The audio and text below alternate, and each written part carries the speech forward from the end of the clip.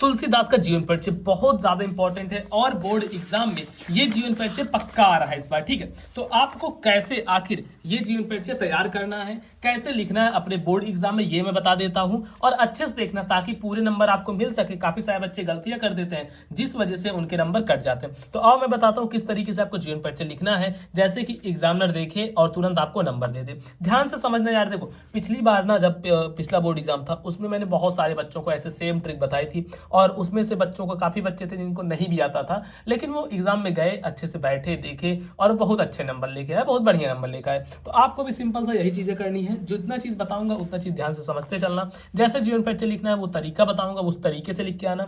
बस एक काम करना, ये काली पेन और ये नीली पेन, तो ये दोनों पेन आपके पास होनी चाहिए। बस काली नीली पेन रहेगी तो उसके अलावा और कुछ आपको जरूरत नहीं पड़ेगी। और हाँ, एक ये स्केल, ठीक है। तो इतना चीज आपके पास बस होना चाहिए, इसके अलावा मुझे नहीं लगता और कुछ आपको जरूरत पड़ेगी।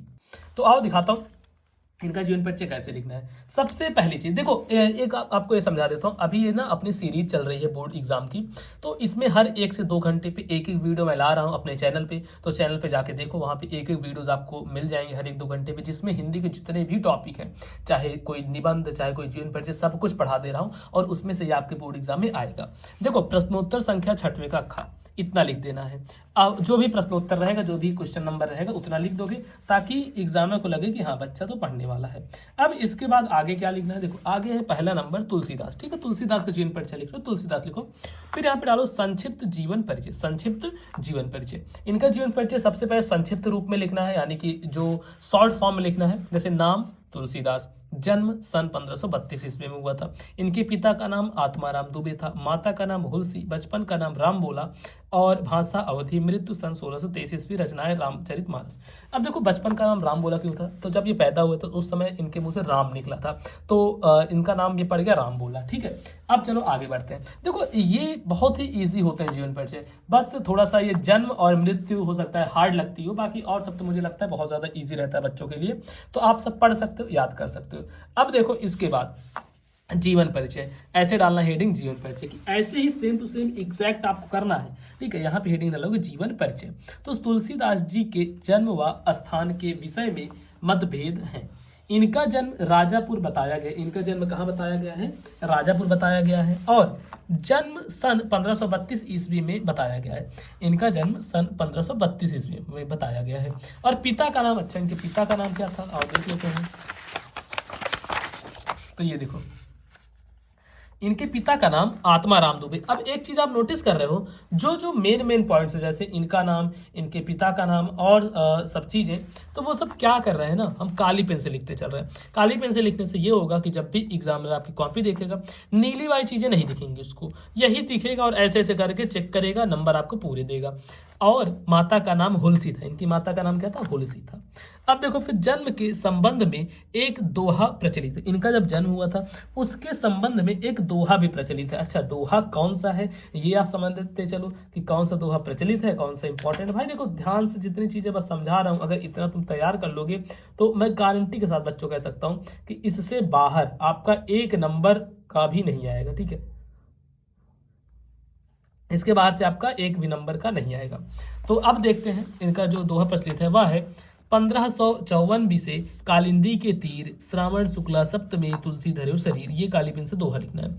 तो उसके बाद देखो नीली पेन से फिर बचपन का नाम राम बोला था, जन्मे तो मुंह में दांत भी थे और राम निकला, राक्षस समझकर इनके पिता ने त्याग दिया तो एक दासी ने इनको पाला। इनका विवाह रत्नावली से हुआ था परंतु उससे विरक्त हो गए। इनका समय काशी, अयोध्या, चित्रकूट में बीता, अतः इनकी मृत्यु सन 1623 ईस्वी में हो गई। इनकी मृत्यु कब हुई, सन 1623 ईस्वी में हो गई। अब उसके बाद प्रमुख रचनाएं इनकी कौन कौन सी रचनाएं जो बहुत ज्यादा इंपॉर्टेंट है, तो वो है रामचरितमानस, जानकी मंगल, पार्वती मंगल, रामलला नाचू आदि। तो ये है तुलसीदास का जीवन परिचय। अब एक चीज आप ये समझते चलो कि आपने अगर अभी तक बोर्ड एग्जाम में बिल्कुल नहीं पढ़ा, यानी कि जीरो हुआ आप पढ़ने में, बिल्कुल जीरो, 1% नहीं पढ़ा, तो मैं आपको कुछ चीज बताता हूँ। देखो बोर्ड एग्जाम में लगभग लगभग बताऊं तो 80% क्वेश्चन सिर्फ 20% सिलेबस से आते हैं। तो वही जो 20% सिलेबस है उन सबको मैं एक जगह इकट्ठा कर दिया हूं और ब्रह्मास्त्र बैच में दे दिया हूं।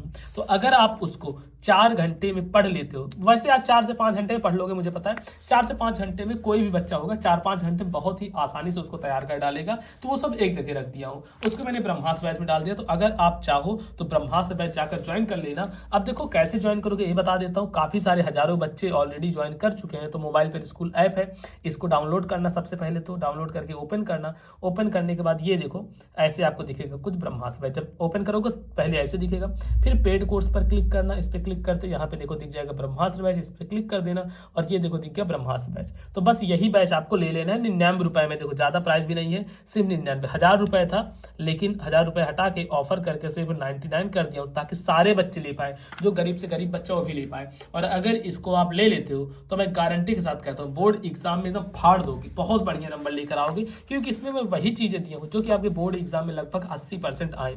तो और कहीं से आने की कोई चांसेस नहीं रहेंगे। आप 3-4 घंटे आराम से पढ़ लोगे, वहीं से आएगा। अब देखो जो अपनी सीरीज चल रही है यूट्यूब पे वो कंटिन्यू है, तो चैनल को सब्सक्राइब कर लो। जो वीडियो डाल रहा हूँ उसको देखते जाओ।